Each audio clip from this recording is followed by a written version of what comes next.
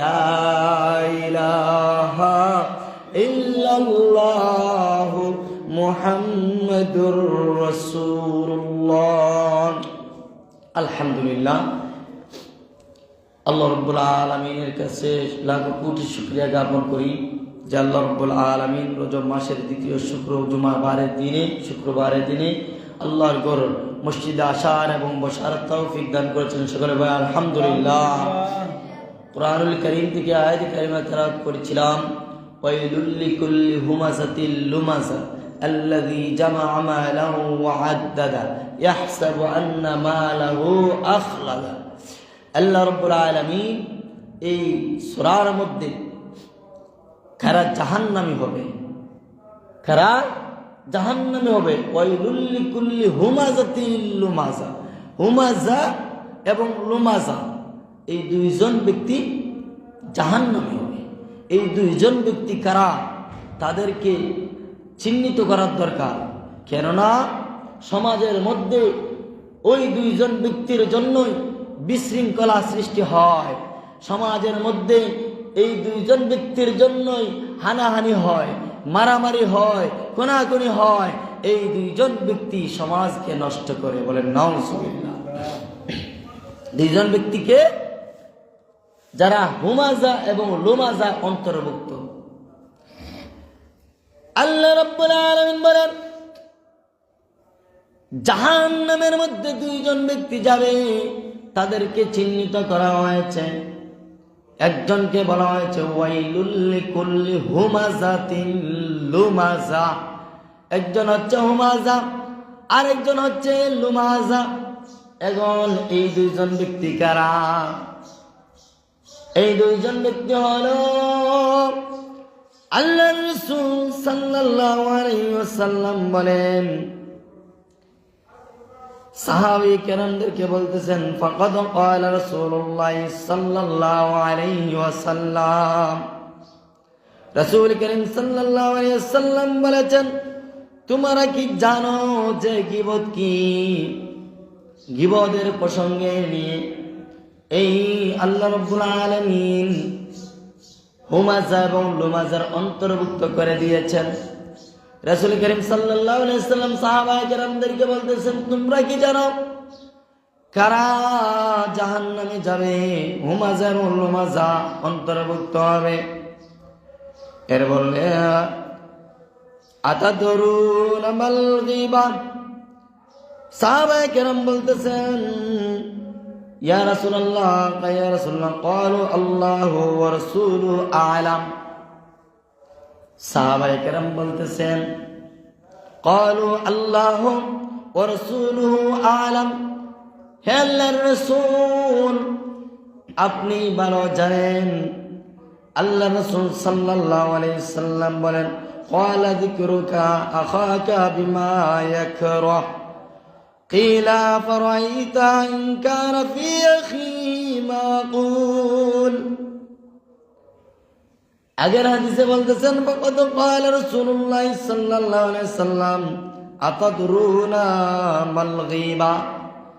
আল্লাহ রাসূল সাল্লাল্লাহু আলাইহি সাল্লাম বলতেছেন, ওই ব্যক্তি জাহান্নামে যাবে, হুমাযা এবং লুমাযার অন্তর্ভুক্ত হবে যেই সকল ব্যক্তিগণ গীবত করে। বলেন নাউজুবিল্লাহ। আল্লাহ রাব্বুল আলামিন বলেন, ওয়াইলুল লিকুল্লি হুমাযা আল্লাযী লুমাযা। হুমাযা এবং লুমাযা কারা? ওয়াইলুল লিকুল্লি হুমাযা বলতেছেন, এই ব্যক্তিটা হুমাযা, যে ব্যক্তিটা, এই ব্যক্তিটা মানুষের কাছে গোপনে গোপনে এক ভাইয়ের কথা আরেক ভাইয়ের গীবত করে। বলেন নাউজুবিল্লাহ। আমাদের সমাজে আছে না? আপনারা আপনি বালা চলতেছেন, বালা খাইতেছেন, আপনারা দেখতে পারতো না। আপনি বালা চলতেছেন, বালা খাইতেছেন, আপনারা দেখতে পারতো না। বরঞ্চ আপনারে ফিং মারব, বলবো যে দেখি কিবা উদায়, এ কেমনে সামনে আগায়। তার তো ছেলে দুইটা বিদেশ দিয়ে লাইছে, হ্যাঁ, লন্ডন আমেরিকা গেছে কি, আমার থেকে উপরে উঠে তো দেখতাম আমি কেমনে উঠে। ভাই ভাইয়ের গিবত করে, ভাই ভাতিজার গিবত করে, চাচা ভাতিজার গিবত করে, আবার ভাতিজা চাচার গিবত করে। এক মুসলমান আর এক মুসলমানের গিবত করে। আল্লাহ রাব্বুল আলামিন এই গিবত থেকে নিজেকে রক্ষা করার জন্য অনেক সময় হুঁশিয়ার করে দিয়েছেন। বললেন, দুনিয়ার বান্দারা রে, তোমরা কখনোই তোমাদের ভাই এক মুসলমান, আল মুসলিম ও আখুল মুসলিম, হাদিস শরীফের মধ্যে আল্লাহ রাসূল সাল্লাল্লাহু আলাইহি সাল্লাম বলেন, قال رسول الله صلى الله عليه وسلم من سلم المسلمون من لسانه ويهدي। আরেক হাদিসের মনে বললেন, আল মুসলিম ওয়া আখুল মুসলিম। ওই খুতবার মধ্যে আছে আজকে দ্বিতীয় রমজানে, রজব মাসের দ্বিতীয় জুমার দিন খুতবার মধ্যে আলোচনা। আল্লাহু আকবার। আল মুসলিম ওয়া আখুল মুসলিম, এক মুসলমান আরেক মুসলমানের ভাই, যদিও আপনার আপন ভাই না হয়, তারপরেও আপনি এক মুসলমানের গীবত আরেক মুসলমানের কাছে গরম বলতে পারবেন না। বলতেছেন, কিলা আফরাইতা ইন কানা ফি আখি মা আকুল, যাতে চাওয়া হলো আপনি দেখুন তো আমি যা বলি তা যদি আমার ভাইয়ের মধ্যে থাকে, আমি যা বলি তা যদি আমার ভাইয়ের মধ্যে থাকে। তিনি বলেন, তুমি যা বলে তা যদি তার মধ্যে থাকে, তবু তা তার কুৎসা করলে তার গীবত হবে। বুঝতে পারছেন? অর্থাৎ আমার যে ভাই, মুসলমান ভাইয়ের মধ্যে একটা দোষ থাকতেই পারে। এই দোষটা যদি আরেকজনের কাছে আমি বর্ণনা করি, এটাই হচ্ছে গীবত। এটাই কি তা গীবত? বেশিরভাগ মহিলারা এটা লাগে আগ্রহ। আমার মাইকের আওয়াজ যত দূর পর্যন্ত চলে যায়, বি কেয়ারফুল। মা বোনদেরকে বলতেছি, আপনারা কখনো এক মুসলমান ব্যক্তির কথা আরেক মুসলমানের কাছে লাগাইবেন না। বিশেষ করে মহিলারা যখন এক জায়গায় বসেন, এক জায়গায় বসার পর আরেকজনকে কয়, আফা শুনছনি, কয় কি দা, অমুক ঘরের ভাই সাহেব তো অমুক ভাই বোনদের তালাক দেওয়া রয়েছে। বলেন নাউজুবিল্লাহ।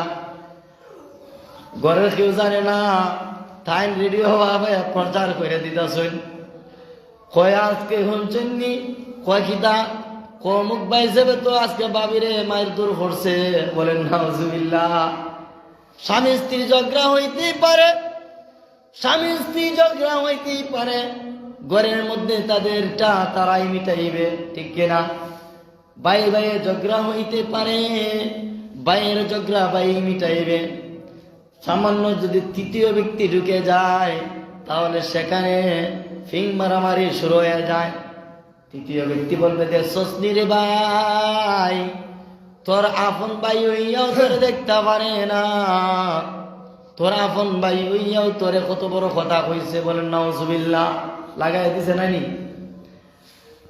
ভাই, সরল মাইন্ডের মানুষ বলল যে হ্যাঁ, আমার এত বড় কথা কইছে ভাই, আমি আজকে যাত্রা হইয়া যাইব, যাত্রা হইয়া যাই, আমি আমার টাকা পয়সা আমি নিজে ইনকাম করবো, আমি আমার বিল্ডিং করবো।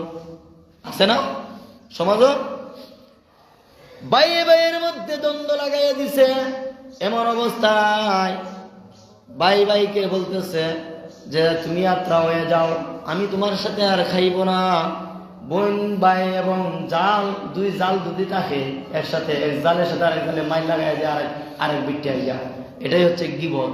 এটাই হচ্ছে কিতা গীবত। বলবো আফা শুনছনি গো, কিতা কয় যে আপনারা ঘরের বড় আফাই তো আপনার কথা আমার কাছে এই কথাটা কইছে। বলেন নাউজুবিল্লাহ। শুধু এটা নয়, আজকে শাস্ত্রল দোকানের মধ্যে যায় বসেন, এক মুসলমান ভাই আরেক মুসলমান ভাইয়ের গীবত করতেছে। বলবে দেখছনি ওই ব্যক্তি খালি এমনি আমার কথা যায় হয় অমুকের কাছে, অমুকের কথা যায় হয় অমুকের কাছে। তখন আপনি যার কাছে আলাপ করলেন, আপনার কথাটা থাকলো না, ওই ব্যক্তিটা আবার যাইয়া ওই ব্যক্তির কাছে পৌঁছাইয়া দিছে, বলেন নাউজুবিল্লাহ। এটাই হচ্ছে গীবত। وَإِن لَّمْ تَكُنْ فِيمَا تَقُولُ فَقَدْ بَهَتُ أَن كَذَبْتَ وَافْتَرَيْتَ عَلَيْهِ رواه المسلم। মিথ্যা বললে তার প্রতি মিছামিছি দোষ চাপে এলে, অর্থাৎ মিছামিছি যদি দোষ চাপায়, আল্লাহ রাসূল সাল্লাল্লাহু আলাইহি ওয়াসাল্লাম মুসলিম শরীফের মধ্যে হাদিসটা বর্ণনা করেছেন। وقال رسول الله صلى الله عليه وسلم لأصحابه أتدرون أربع الربا عند الله। রাসূল করিম সাল্লাল্লাহু আলাইহি ওয়াসাল্লাম সাহাবীদের উদ্দেশ্যে বললেন, তোমরা কি জানো যে আল্লাহর নিকট রিবা অর্থাৎ সুদ অপেক্ষা চাইতে, রিবা অথবা সুদ অপেক্ষার চাইতে কোন জিনিসটা বেশি পাপাচা, কোন বিশিষ্টা বেশি পাপিষ্ট হয়, কোন বেশি কি তার তিনি বললেন যে এর চাইতেও আরো বেশি গুনাহ হয়। রাসূল করিম সাল্লাল্লাহু আলাইহি ওয়াসাল্লাম জিজ্ঞাসা করার পর সাহাবায়ে কেরাম বললেন, ক্বালুল্লাহু ওয়া রাসূলুহু আ'লাম। হে রাসূলুল্লাহ, আপনি ভালো জানেন। রাসূল করিম সাল্লাল্লাহু আলাইহি ওয়াসাল্লাম বললেন, আতাদরুনা আরবা'র রিবা ইনদাল্লাহ। সুদের চাইতে এক ভাইয়ের গীবত আরেক ভাইয়ের কাছে করা হচ্ছে সর্বোত্তম ও সর্বনিকৃষ্ট অপরাধ, বলেন নাউজুবিল্লাহ। সমাজের মধ্যে সুদখোর যারা আছে, সুদখোর যারা সুদ খায়, এরা তো যারা সুদ খায় এরা মার সাথে জিনা করে, আল্লাহ রাসূল সাল্লাল্লাহু আলাইহি ওয়াসাল্লামের হাদিস।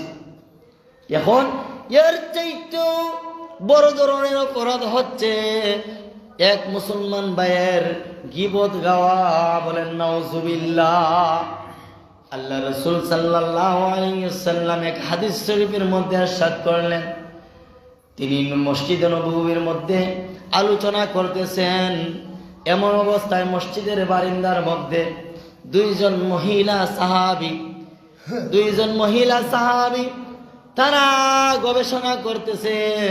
আল্লাহ রাসূল সাল্লাল্লাহু আলাইহি ওয়াসাল্লাম তিনি কান দিয়ে শুনতেছেন, খেয়াল করতেছেন যে তারা কি আলাপ আলোচনা করে।